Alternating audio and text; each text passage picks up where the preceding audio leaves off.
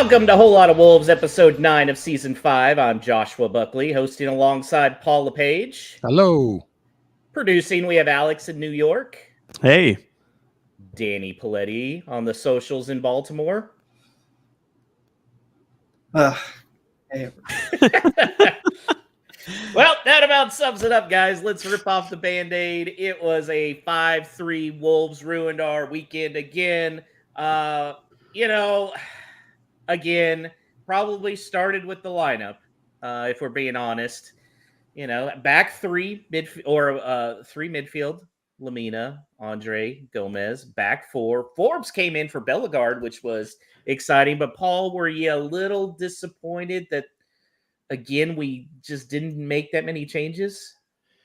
I think there's a certain element of disappointment in that he probably avoided some really tough decisions that now he's facing even more so after the international break.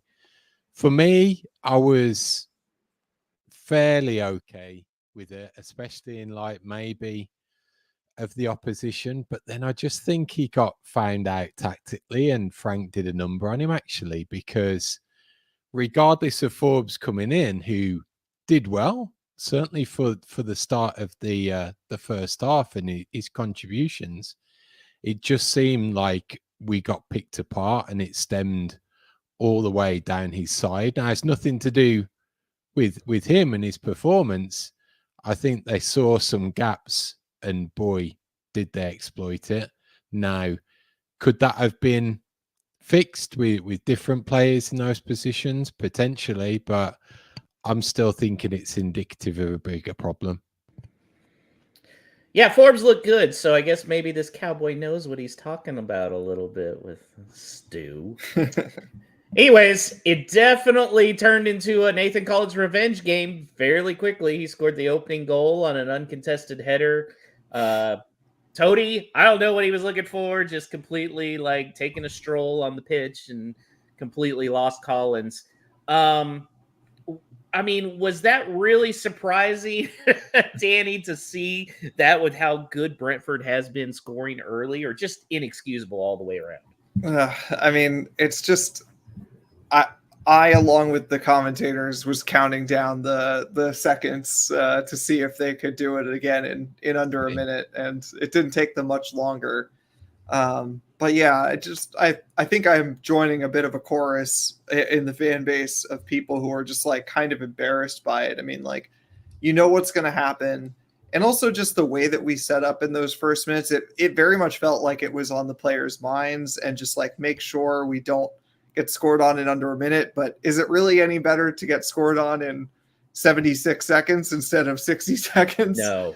Especially when, like you said, it's just kind of a schoolboy error, and just how do you let this? It's how tall is Nathan Collins? 6'4"? How do you lose track of him? It was so frustrating. When have we ever had a central defender make that type of run and contribute in the attacking third? It's unheard of. So Never.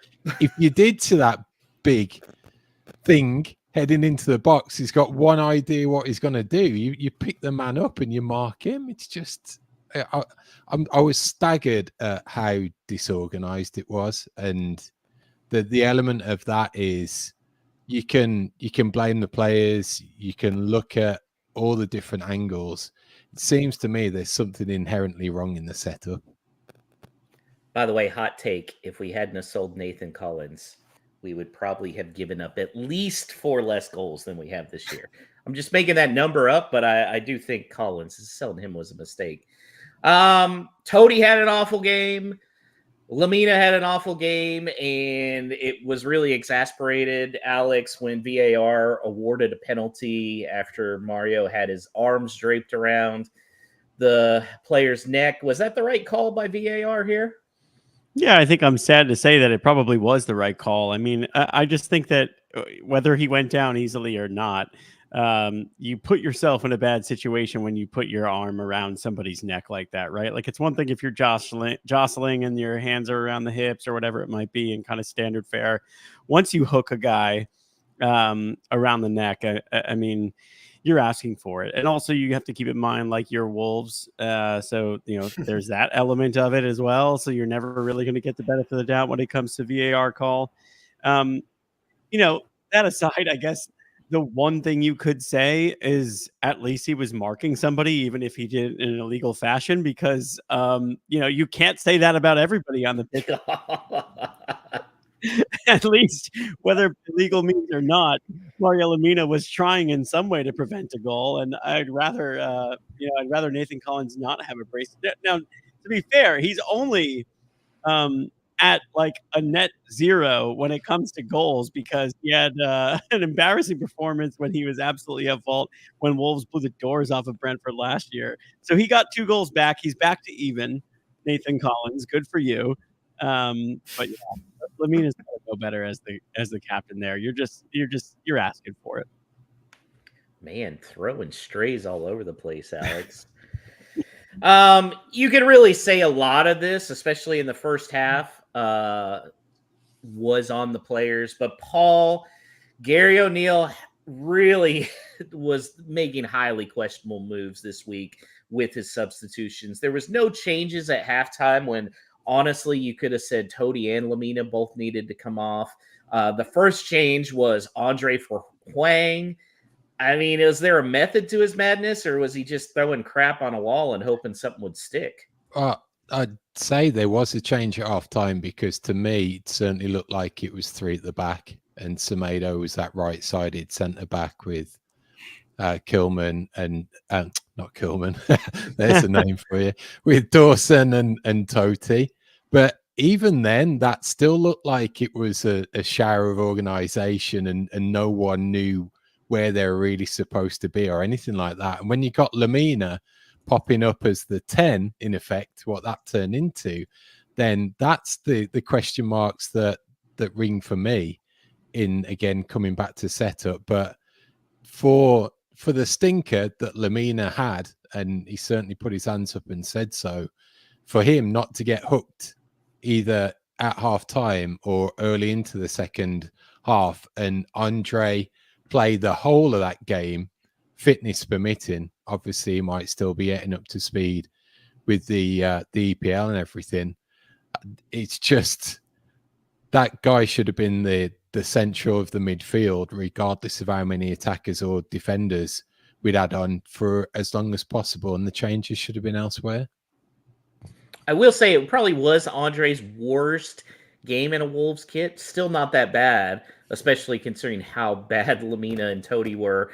And the fans were kind of turning on him. Danny, what were the socials saying? I have to ask you, because I had to turn off Twitter Saturday. I was done. Yeah. God, I hate that you asked me about this. This is like exactly what I thought when that substitution happened. I think, like, if I'm going to be straight about it, like, bringing on an attacker for Andre is not like the craziest choice. I think it makes lots of on paper sense. And I think, well, a lot of the fans might have preferred to see Geddes. I can understand why he might want someone who is maybe a bit better at pressing. But at the same time, I just immediately, as soon as that happened, I was like, this is going to go over terribly on Twitter. And in the ground, over like a fart in church. Yeah. And in the ground, as it turned out. And I mean, I think, like, there's a reason for that. I mean, part of it, is just fans being reactionary and being upset with continuing with a player who's clearly out of form. But there's also, like, I don't know, like, maybe don't put him in the firing line again. Like, even if Hwang is, like, his attributes are better suited for that moment, like, I don't know, just why don't we go with something different, even if it's only just to spare him, the like, what is probably like an unfair level of hate for his performances, but, like, not an unfair, like, existence of hate. Like, people are frustrated with very similar results and very similar changes, so let's try something else instead. Damn you, Jurgen Klinsmann. You ruined him. We do have a bit of breaking news. Breaking news for us right now. if you're watching the YouTube stream. Someone did take the fall for the Wolves' terrible set piece defending, and it was the much ballyhooed set piece coach Jack Wilson who was let go. He had just joined Wolves this season, but clearly it did not work out. So there's no plans to replace him. Alex, does this move the needle at all? I mean, to a degree, yes. I mean, look, they've been terrible at set pieces. So even if it means that Gary O'Neill himself or another member of the coaching staff has to take on those duties, and so be it.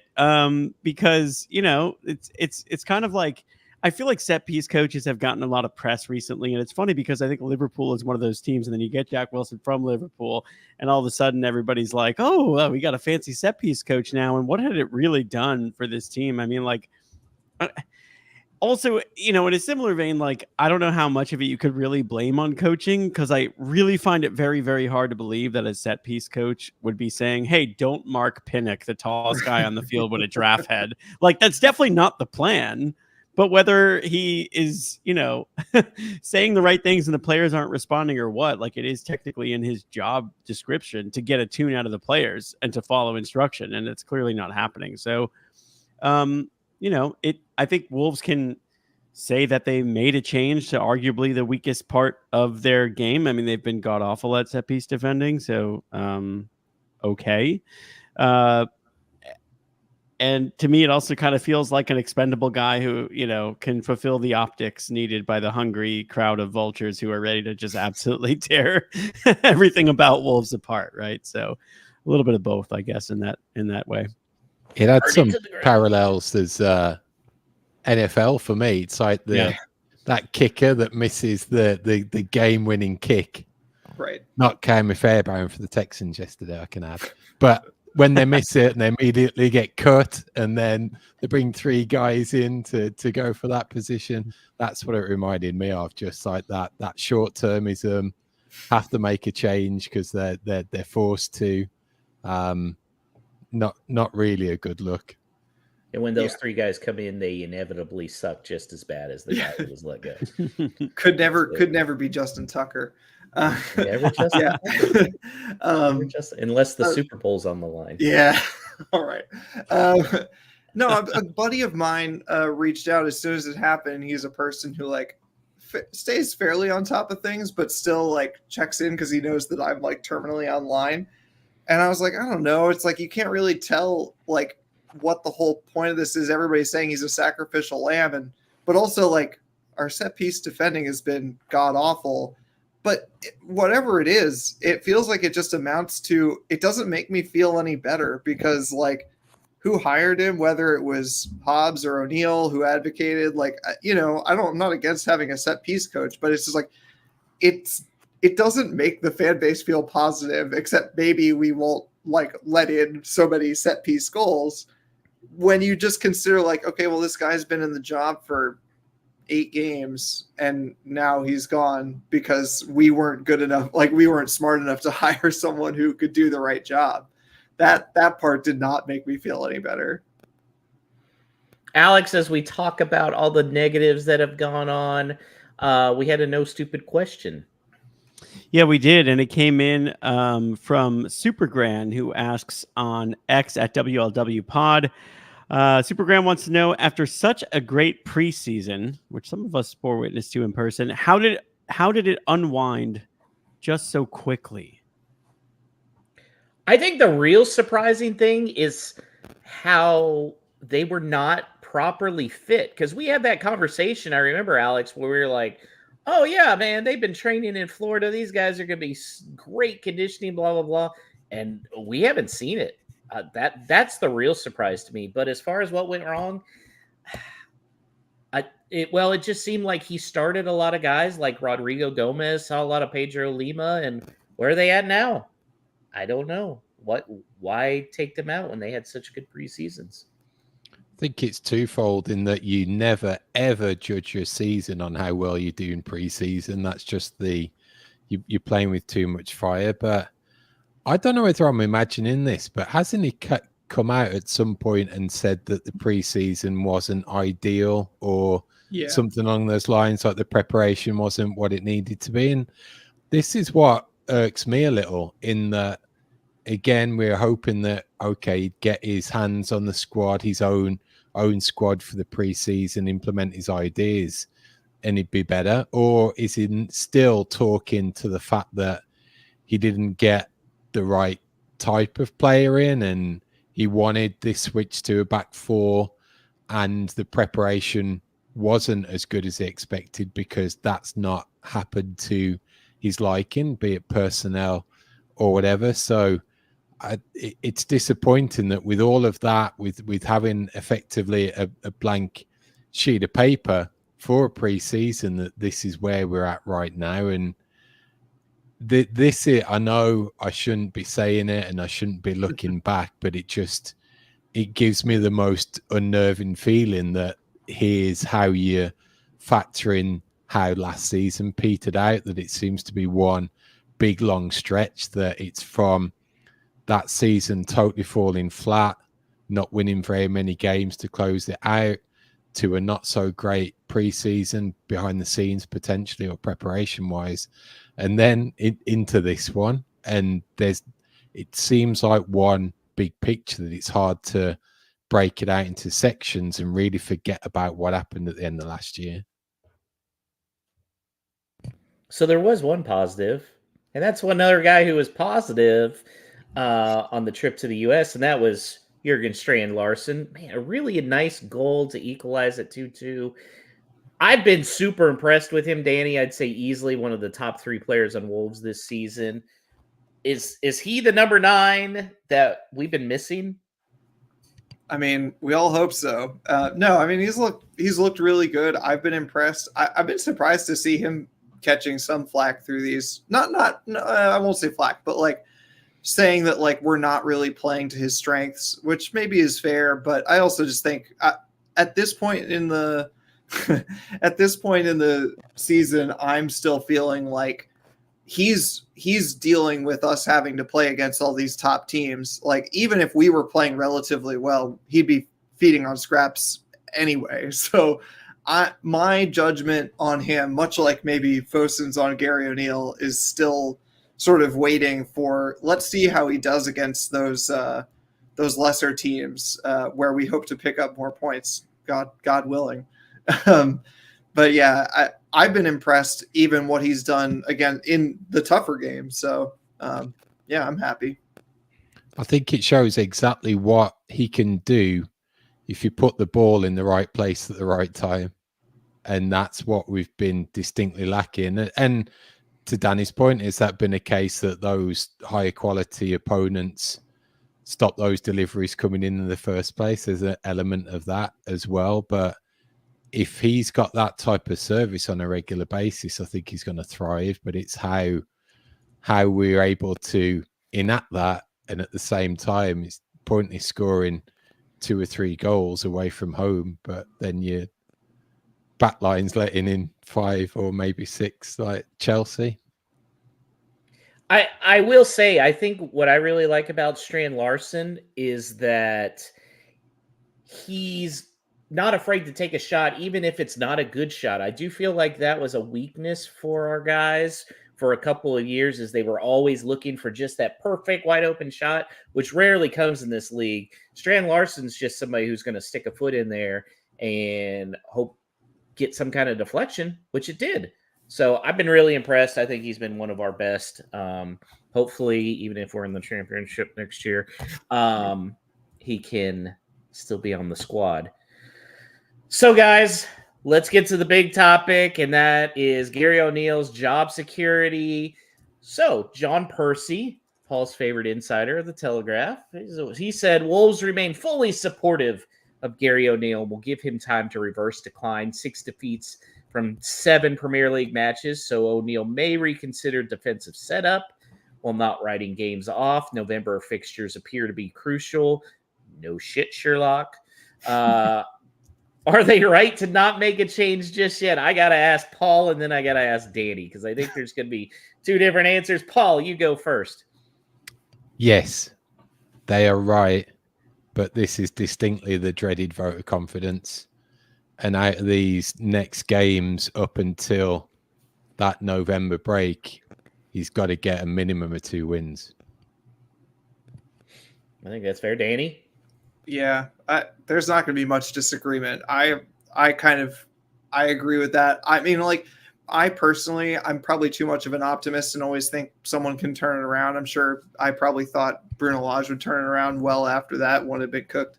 He's undefeated without a number 9, Danny. That's right. What could he have done with Jurgen Strand Larson? Undefeated. But it's just, you get a sickening feeling when the fans are so unhappy, especially in the ground. It's just like there's like a certain vibe that gets broken where the fans are sort of way less open to the like good performance but losing situation, which I think like we went through this whole beginning of the season with that feeling like it's all right. We've got this terrible fixture list. Let's just get through it. If we can get a few points on the board and just have some good performances, but we lost, that kind of thing. But it's like, as we've had a lot of not so great performances, then you really quickly lose that leniency that you've had. And once you've lost it, it's very hard to get it back. So yeah, I think Paul's right. I think it's like up until the next international break, and it's got to look pretty good up until then. I think we maybe underestimated how long it is till November once the season starts. That's really what's killing it here. I mean, it is a slog. O'Neill did hint at a possible shape change during the international break. He said, "I've got to look at a change. Things aren't working." Thanks, Captain Obvious. It may be that we have to go to a back 3 using the only 3 fit center backs we have. Boy, that was a shot at Fosun right there. I've got a lot of work on international break. Well, you should have a lot of work anyways. But, I mean, Alex, I kind of feel like, yes, that's what he needed to say. But then it's almost like a built-in excuse right there, too. Yeah. Look, health, I guess, when your injuries pile up can always be an excuse, and it was an excuse to some degree of last year. It could be both an excuse and a reason, I guess. And here, it feels a bit more like an excuse than, the health of the forward line did at the end of last year. Now, I think it's like weird to, I don't know that it should have taken this, I guess. And I've been like pretty bullish and more on the let's stick with the back 4 than I feel like a lot of people have.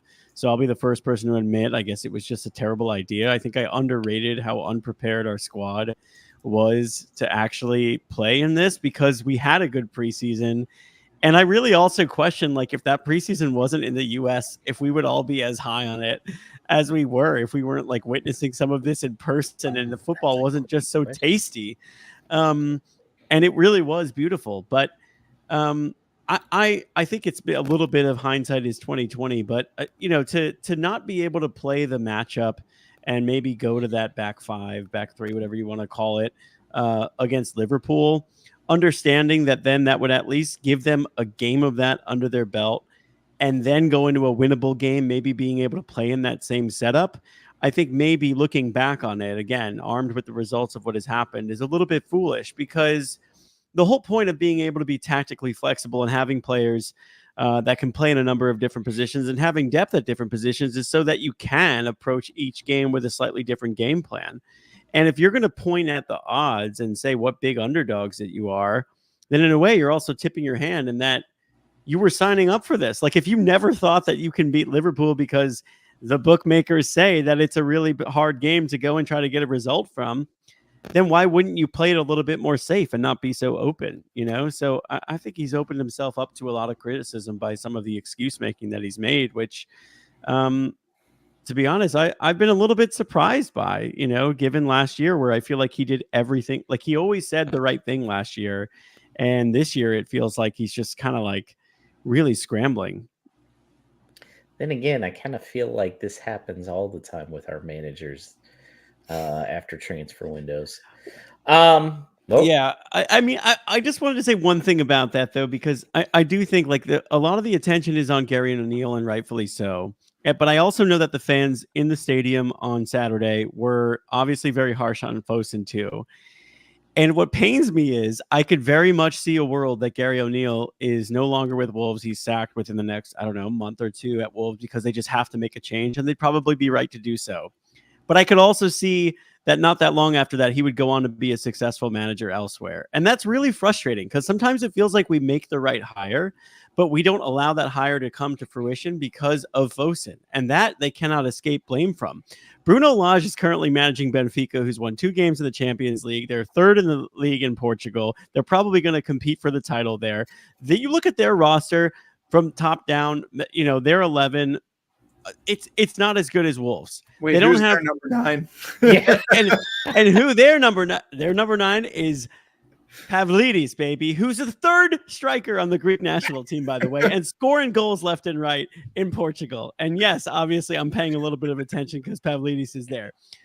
Nuno is 10th in the league right now. He's lost 1 match in the EPL to Fulham 1-0. Everything else, by the way, he beat Liverpool. Looks pretty good for him right now. You look at Forest's 11 top down. You think it's as good as Wolves on paper? 3 Brazilian internationals and all these other guys who are going out on the international break. It becomes harder and harder to defend when you look at guys who move on from the club. And West Ham, they're a mess defensively, but they're also sitting at like 12th in the league, and they're probably going to finish in the top half. It bothers me that these guys always go on to have success after Wolves. And to that, there's no defense of Fosun because there's just that to me is like we have the right guy, but we don't have the ambition. So the right guy is just going to go to a club that has ambition, and then he'll go and he'll have a nice career. We're going to be looking back and being that perpetual sacking managers, getting guys in that we could pin this all on. So in a way, I feel for Gary O'Neill. Sorry for the rant, but I just had to say, love it. I mean, I just think that like it's heartbreaking because I know he's a good manager and he's going to have a good career, and I really have very little confidence that's going to be at Wolves. I used to have that, but I don't have that now. Just wait until the meltdown when we hire Greg Berhalter. Oh my God, please. Is that why you're wearing that shirt? Take that. No. I got this from Temu, baby. Temu supporting the Chinese. Maybe that'll help us get a center back in the next transfer window. Paul Aitnery had a late goal against Brentford, had an assist on the Larson goal. So if we do go to a back 3, do we really sacrifice that much more in attacking because he'll be playing wing back? And to follow that up, which of the 3 midfielders get dropped? So first one is attacking wise, I think it actually frees Aitnery up as well.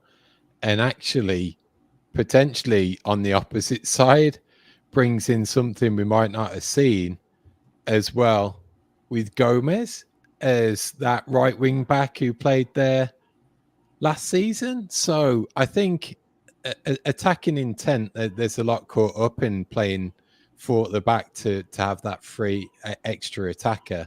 I'm not so worried about it. I think it's got to happen. It gives out Nuri license.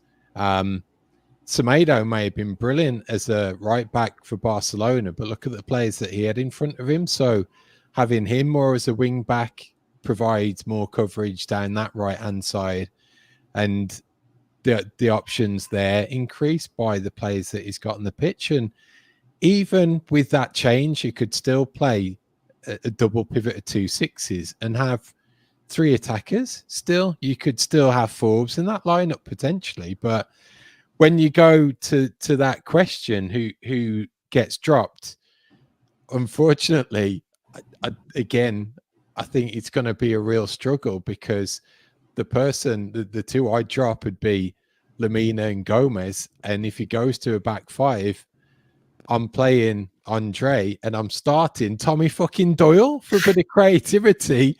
He can pick a pass out. He can score from outside the box. That's where you get a bit of bollocks in this team as well and drag them up from the bootstraps. I was wondering when Tommy Doyle would get brought into this. It's not Tommy Doyle. It's Tommy fucking Doyle. Yeah. I'm on your side, man. I mean, I saw someone point out that, you know, our good run run of form last year started when he brought Pablo Sarabia in. And not that I'm advocating for Sarabia to starting necessarily, but like if we want all this control over a game, we've got two players in Tommy Doyle and Pablo Sarabia who can't seem to get on the field. And that's what they do, is to control a game. So, I mean, first one for me would be Doyle, and then why aren't we using Sarabia for what he can do? He's got a perfect excuse with this international break as well, that if Lamina, Gomez, Andre all travel, then he can sit them down when they come back and say, look, we play Man City, you've put some miles in, you've had game time, I'm going to use my squad. So it's the perfect opportunity to experiment, and there's no better time if he's got the balls to go ahead and do it. Yeah. I will push back on something you said, Paul. You said Semedo, really great for Barcelona at right back. He was really bad in a back four with Barcelona. I just remember Alphonso Davies like cooking in the. I'm not letting this fly.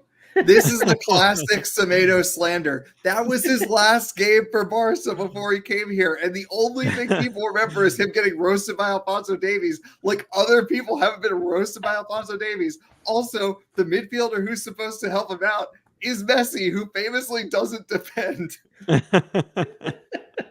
Well, Alex, are you on my side, or is it 3-on-1 here? I think it might be 3-on-1. I won't stand for the all. Nelson Semedo slander, at least in terms of his defensive capabilities. He's, I think, maybe apart from last week, the least of our problems defensively right now. By the way, it is funny in FIFA how when somebody moves from Barcelona to Wolves, how they drop plummeting in the rankings. It's always good stuff. It's ridiculous. I'm going to go on a tangent, just say that Wolves reposted, because they're trying to gin up some good feelings. They reposted that like old Adama Traore, Matt Doherty looking at their FIFA ratings. That should have been like an actual Premier League scandal, that he had like one more physicality than Cody and like one better shooting than Cody or something. It was like, what were they even watching? Well, they couldn't make him a dominant video game player, but Paul, actually, no, I'm going to ask Alex this one. Does a change at goalkeeper happen too? Is this because of our group text where I'm just drunkenly at 11 a.m. on a Saturday taking out my anger at Sam Johnstone? Look, it's not Sam Johnstone's fault that the club and, whoever it is at fault, Fosun, Hobbs, Gary O'Neill himself, were very clearly trying to move on from Jose Sa, and just like many other things, couldn't get it done. But it just makes no sense when you have a keeper who, in my mind, is so clearly better than Johnstone, at least in the realm of shot stopping, and your defense sucks and allows a lot of shots, that you continue to put Sam Johnstone out there. And the one thing that was in Johnstone's favor is that he is better at distribution, which he may very well be.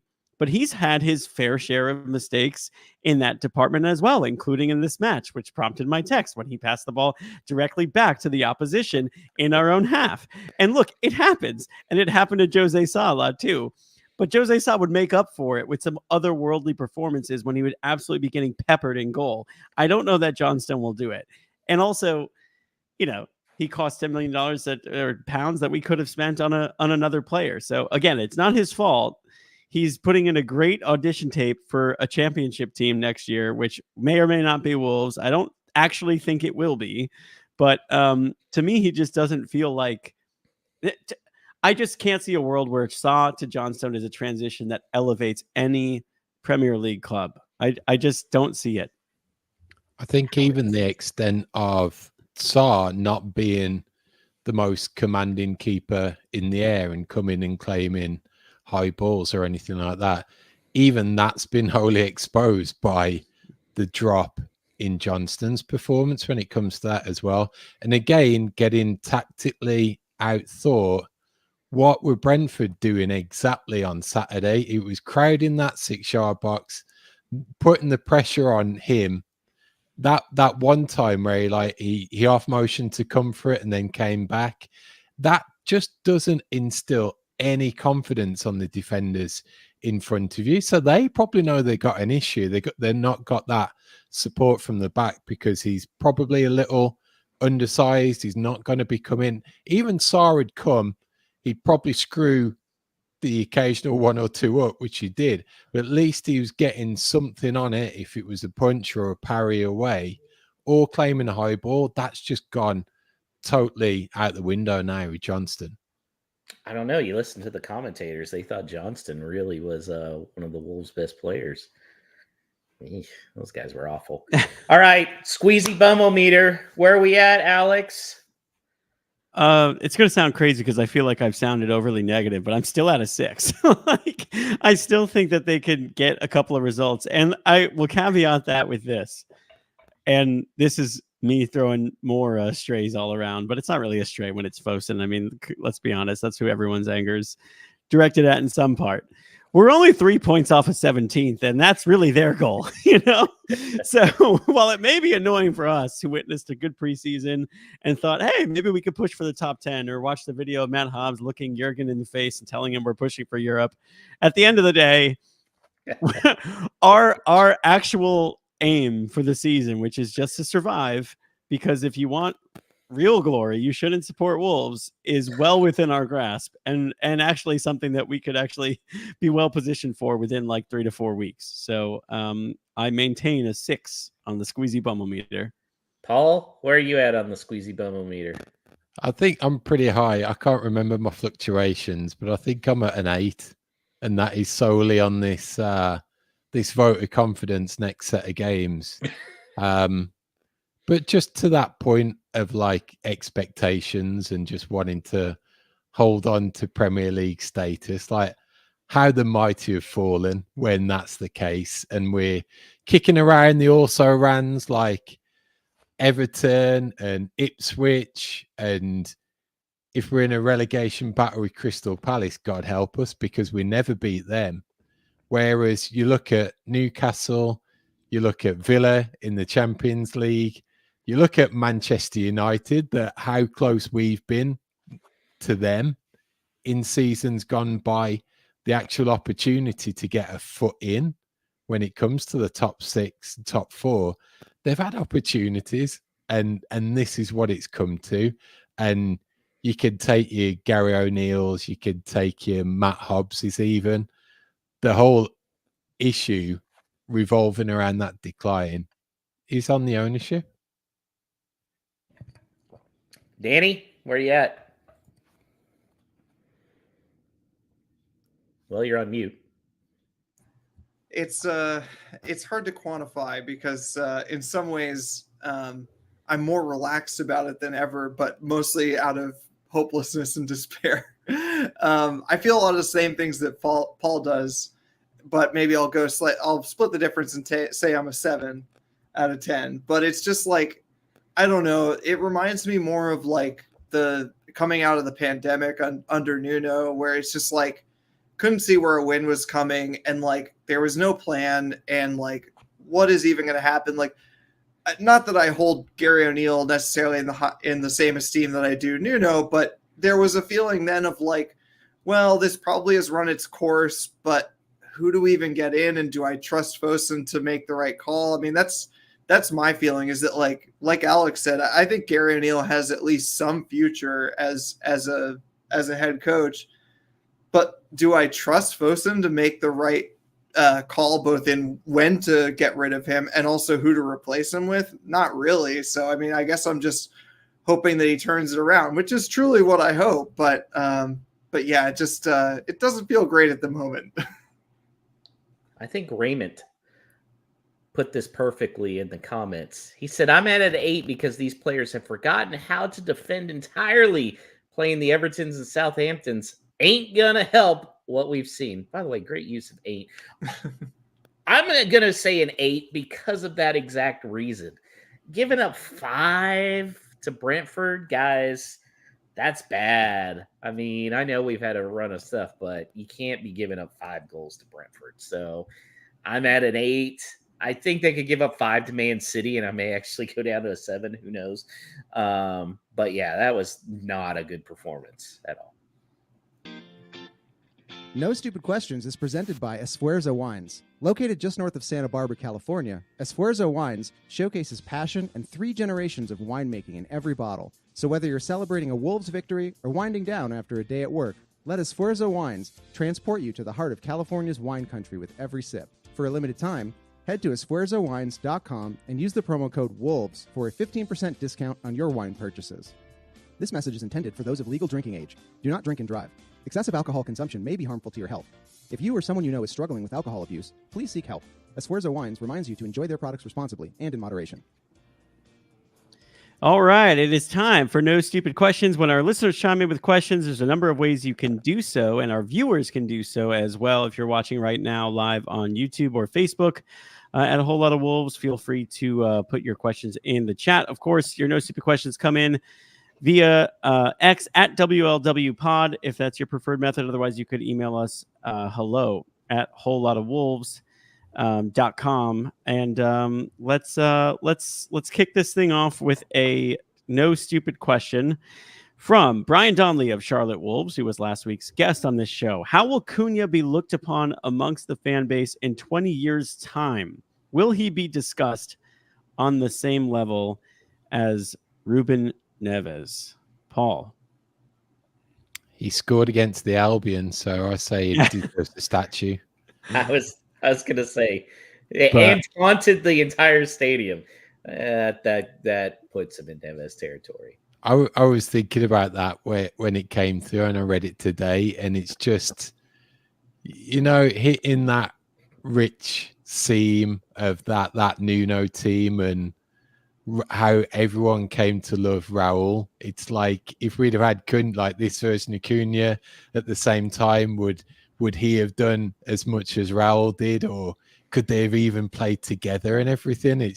That started triggering all of those thoughts and emotions to me. So as it stands, no, just because I can't see us ever hitting those heights again at the moment. It's such doom and gloom out there, but he's got the personality and everything that goes with it, that if it did happen to be a miraculous turnaround and he ended up being that 12-15 goal striker taking us into Europe again, I could easily see it, but right at the moment I can't, I'm afraid.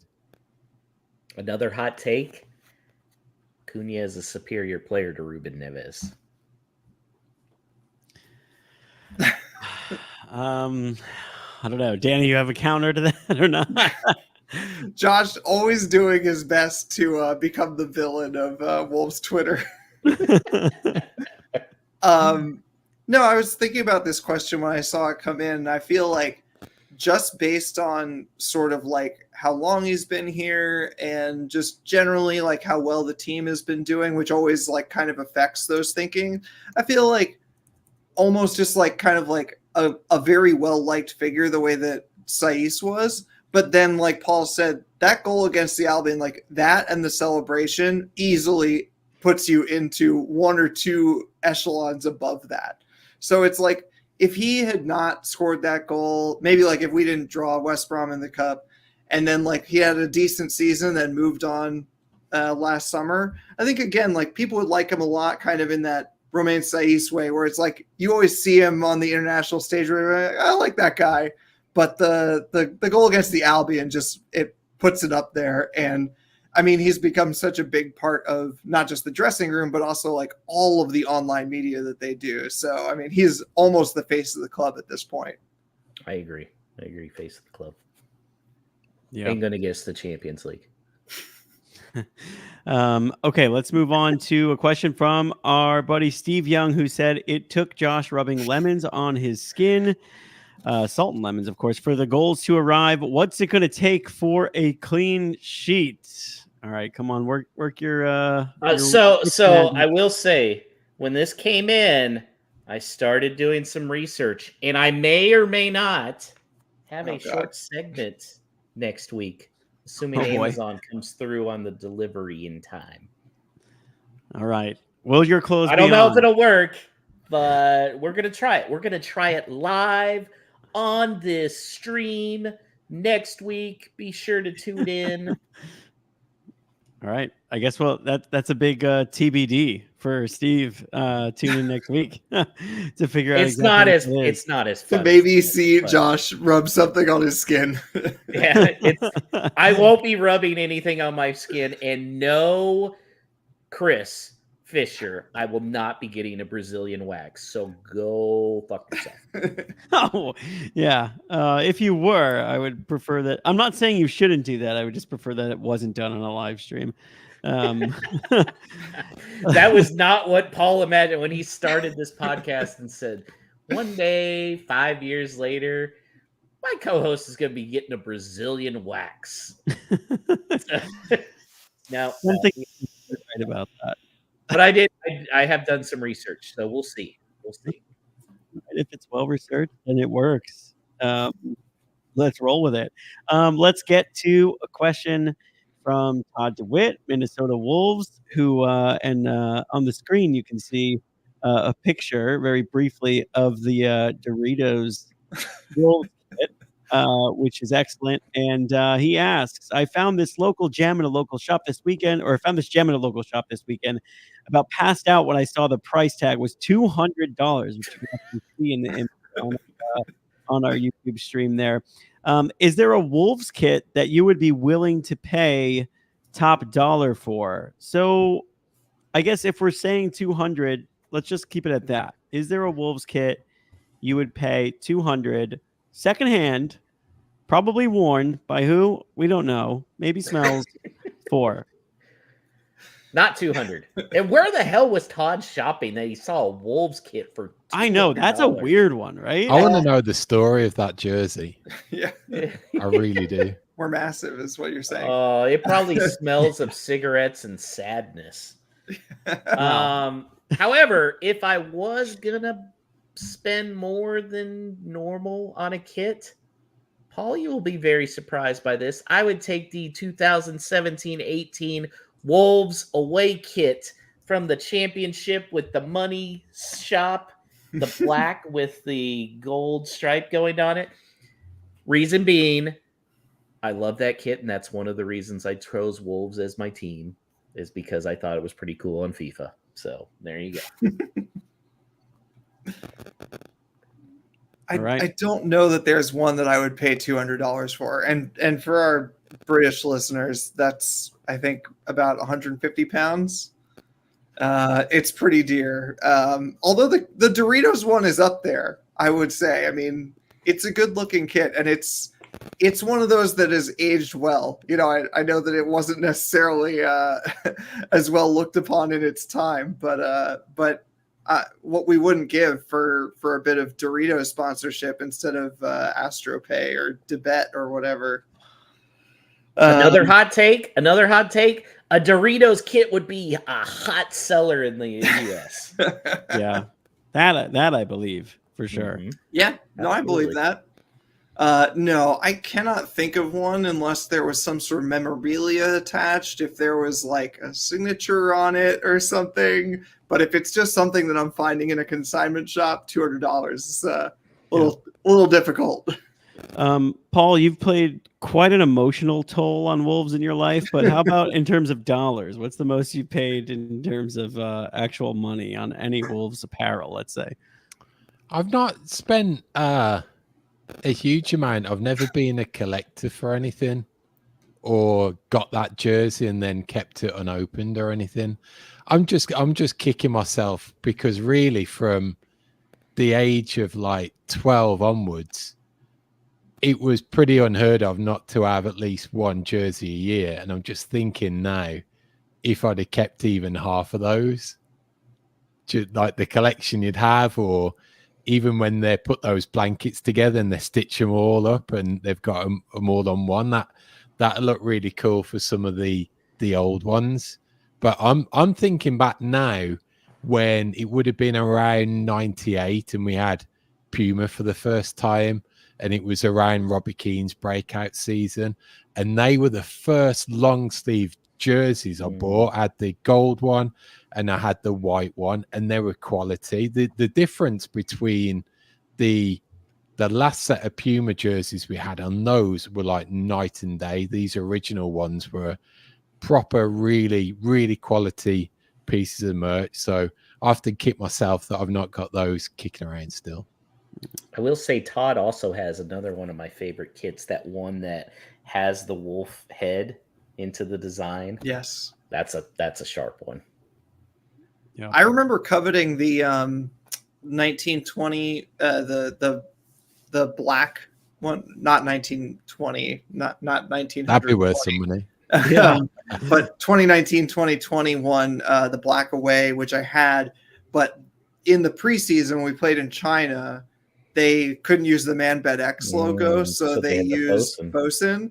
And at the time, I mean, it looked more clean because it was gold instead of the awful Man Bed X, like black and weird white symbol. But nowadays, I don't know that I covet a shirt that says bosun on it anymore. Oh man, 5 years younger Danny, filled with so much hope. Ready to rock that on your chest. All right, thanks to everybody who chimed in with your no stupid questions, and thanks to our friends at Esfuerzo Wines. As you see, if you're streaming live, or as you hear us say many weeks, esfuerzowines.com. Use the promo code WOLVES, and that would mean that you would get a 15% discount on your order. And that brings us to a close for this week. We're going to be back a little later next week as we preview the home fixture of, it's only Man City coming to the Molineux. What's the worst that can happen? So thanks to Danny on the socials, Alex producing, and you, who's part of our audience. Without you, this stream and the podcast wouldn't be a thing. So continued thanks. If you've not yet to do so, please like and subscribe our content on YouTube. That helps with our exposure. And as you walk in through your towns and cities this week, you'll still be wearing that brown paper bag, but you can just lift it up just a little and say to that stranger, "Up the mighty wolves."